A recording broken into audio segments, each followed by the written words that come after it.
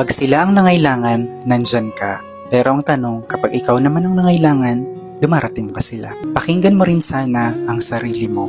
Madalas kasi, ibinubuhos mo ang lahat ng salita mo sa ibang tao.